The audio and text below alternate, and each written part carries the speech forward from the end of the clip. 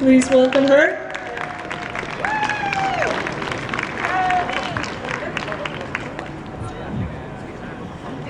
Hi there. So as Tally said, I'm Jodie Wickens. First of all, I want to thank our youth today. So I want everybody to give them a huge round of applause. Bigger than that, I think I can speak for many parents here when I say that I would be very pleased if my very young children grew up to have as much conviction and dedication to social justice issues as these youth have today. So I'm honored to be here. I've been asked to speak about the effects education cuts have on special needs students. I work in the community with many students that have diverse abilities. I'm lucky to have them be a part of my life.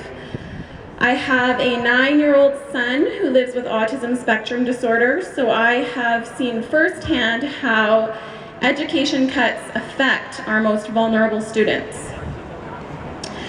We know that when we have a well-funded, properly resourced education system with professionals who are adequately trained, all students can be included in their school communities. I'm going to say that again because it's really important. We know through research and experience that when we have a well-funded, properly resourced education system with well-trained professionals, all students can be meaningfully included in their school communities. So, what does that mean? Well, the Ministry of Education states all students should have equitable access to learning, opportunities for achievement, and the pursuit of excellence in all aspects of their educational programming. Well, I have a couple of questions for our Ministry of Education. And I have a couple of questions for any educational leaders that might be here today. How is it possible for all students to pursue excellence when those that need it will not have access to a speech and language pathologist because 5 full-time speech and language pathologists have been cut from this district this year? How will all students pursue excellence when those who need it will not have an educational assistance because 33 full-time EAs have been axed?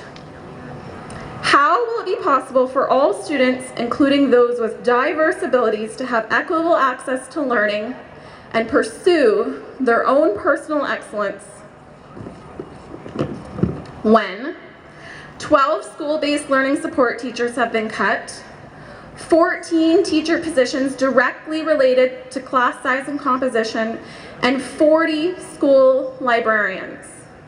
Libraries are the place that our kids go to when they're having a rough day, where they can feel safe.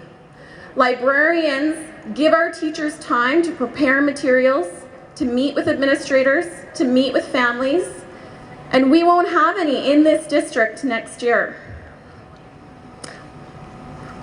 Those numbers are staggering. Are you concerned about that? Yes. I am scared for my kids. I have an answer for the Ministry of Education, and I have an answer for all of you. They won't. The education that we promise to provide our students and families will not be delivered. It can't be. We have essentially removed the ramp that allows them to have access to the things that they deserve by removing these supports. Nelson Mandela said, "There can be no keener revelation of a society's soul than the way it treats its children." The way we are treating our students in this district by making these cuts is shameful. So, what do we do about it? Well, We need to do things that are a little outside our comfort zone. We need to stand up and we need to take the direction of our youth today. We need to speak out against complacency in public education. And I think, here's a novel idea, we need to pick a side.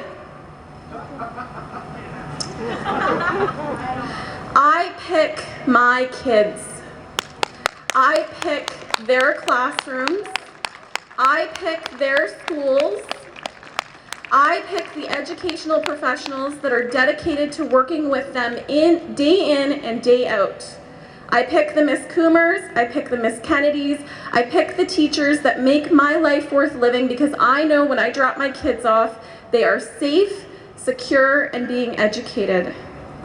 I pick no more excuses. I pick no more excuses. How about you?